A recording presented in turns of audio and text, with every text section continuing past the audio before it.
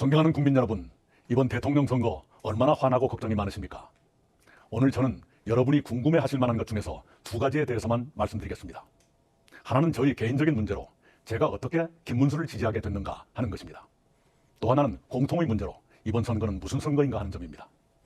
먼저 저 이낙연은 왜 김문수에게 표를 준다고 했는가? 저도 일주일 전까지도 김문수 지지를 상상하지 않았습니다. 김문수와 저는 같은 대학교에 입학 동기지만 단과대학이 달라 한 번도 만나지 못했습니다. 학교에서나 사회에서나 가는 길이 달랐고 중년이 돼서 정치판에 들어간 뒤에도 진영과 이념이 달랐습니다. 기본적으로 출신 지역이 영호남으로 갈렸고 주변도 달랐습니다. 이번에 저는 선거와 거리를 두고 조금 편히 지내고 싶었습니다. 저희 가족들도 제가 그러기를 바랐습니다. 만약 제가 김문수를 지지한다면 저희 고향 사람들과 옛 동지들은 화를 내실 것이 분명했습니다. 그런데 지난 주말에 저는 예상치 못한 경험을 했습니다. 저는 조용히 생각을 정리하려고 사흘쯤 서울을 떠나 있었습니다. 그때 저는 길을 걷다가 모르는 사람들과 마주치곤 했습니다. 놀랍게도 꽤 많은 분들이 저를 붙잡고 하소연하셨습니다. 이 나라가 어떻게 되는 겁니까? 이 총리께서 어떻게 좀 해보세요. 그런 하소연이었습니다. 저는 대한민국이 괴물 독재 국가로 추락하지 않도록 하는데 조금이라도 도움이 돼야겠다고 결심하게 됐습니다. 그리고 괴물 독재 국가를 막으려면 부득이 김문수가 필요하다고 고심 끝에 결론지었습니다. 인간 김문수도 다시 살펴보게 됐습니다. 그는 저와 같은 날 같은 대학교에 입학했지만 졸업은 저보다 20년이나 늦었습니다. 그는 입학 직후부터 노동운동에 뛰어들어 학교에서 제적되고 감옥도 들락거렸습니다. 그는 중년에 김영삼 대통령의 발탁으로 정치에 입문해 국회의원을 3번, 도지사를 2번 했습니다. 그런데 지금도 봉천동 25평 아파트에 삽니다. 그에게는 제 마음에 들지 않는 것도 있습니다. 때로 극단적 인식을 드러내거나 광화문 목사님과 가까운 것이 제 마음에 걸렸습니다. 그럼에도 불구하고 그의 치열하고 청렴한 삶에 대해서는 같은 시대를 살아온 사람으로서 머리가 숙여졌습니다. 공직자로서 그는 늘 서민과 가깝다기보다 스스로 서민이었습니다. 도지사를 하면서 택시를 운전하는 등 삶의 현장에 밀착하며 일했습니다. 게다가 서울과 수도권을 관통하는 광역 지하철 GTX도 지금 우리를 먹여 살리는 평택 반도체 단지도 그의 작품입니다. 그의 그런 장점과 무엇보다도 괴물 독재 국가를 막아야겠다는 절박한 마음에서 저는 김문수에게 한 표를 찍기로 했습니다. 괴물 독재 출현이라는 국가 위기 앞에서 우리 모두는 진영과 이념과 지역의 차이를 뛰어넘어야 한다고 생각했습니다. 제가 편히 지내겠다는 마음도 버려야 했습니다. 그래서 제가 몇 차례 만남을 거절했던 김문수를 만났습니다. 그와 저는 국민 통합을 위한 공동정부를 구성해 운영하고 개헌을 매듭지어 3년 안에 제7공화국을 출범시키고 퇴진한다는데 합의했습니다. 다음, 이번 선거는 무슨 선거인가를 말씀드리겠습니다. 더불어민주당은 내란 심판의 선거라고 말합니다. 옳습니다. 윤석열 전 대통령의 시대착오적인 비상계엄 선포는 심판받아 마땅합니다. BTS의 노래가 빌보드 차트를 석권하고 영화 기생충이 아카데미상을 받은 대한민국이 한밤중에 비상계엄을 선포하는 나라로 추락한 것은 용서할 수 없는 일입니다.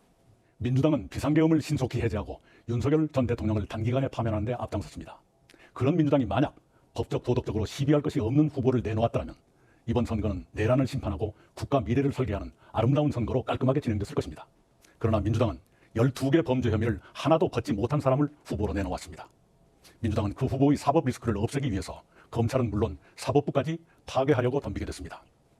그 결과로 내란 심판이라는 원래의 선거 쟁점이 희석되고 괴물 독재 국가를 막자는 쪽으로 쟁점이 옮아가게 됐습니다. 괴물 독재 국가는 한 사람이 입법권에 이어 행정권과 사법권까지 장악하는 건국 이후 초유의 사태를 말합니다. 지금 양대 세력은 내란 심판이냐 독재 저지냐로 싸우고 있습니다. 내란 심판과 독재 저지는 모두 중요합니다. 그러나 내란 심판과 독재 저지는 두 가지 점에서 다릅니다. 첫째, 내란 심판은 이미 정리 단계지만 괴물 독재는 눈앞에 닥친 미래의 문제입니다. 비상계엄 선포와 관련해 윤석열 전 대통령과 부하들은 자리에서 쫓겨나 재판을 받고 있습니다. 정치적으로나 법적으로 정리되는 단계인 것입니다. 그런데도 민주당이 내란 세력 척결을 계속 말하는 것은 주로 그들 마음에 들지 않는 대법관과 판사를 비롯해 검찰, 경찰, 정치, 기업, 언론계 인사들을 겨냥한 것일지도 모르겠습니다. 비상계엄은 그렇게 정리 단계지만 괴물 독재 국가는 일주일 뒤면 현실이 될지도 모를 공포입니다. 그래서 더 두려운 것입니다. 두 번째 차이는 이것입니다.